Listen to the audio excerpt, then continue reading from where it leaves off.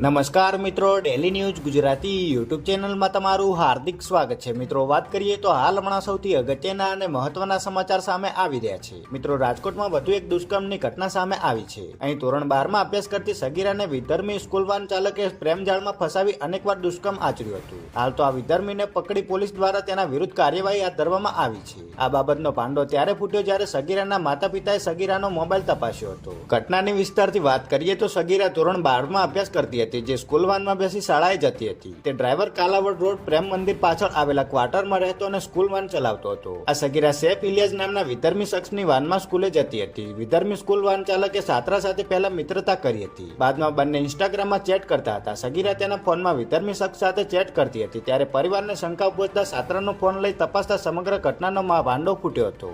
આ અંગે છાત્રાને પરિવારજનોએ પૂછતા તેણે સત્ય હકીકત પરિવારજનોને વર્ણવી હતી. ત્યારે પોલીસે વિધર્મી શખ્સ સામે પોક્સો સહિતની કલમો હેઠળ ગુનો નોંધી કાર્યવાહી હાથ ધરી છે.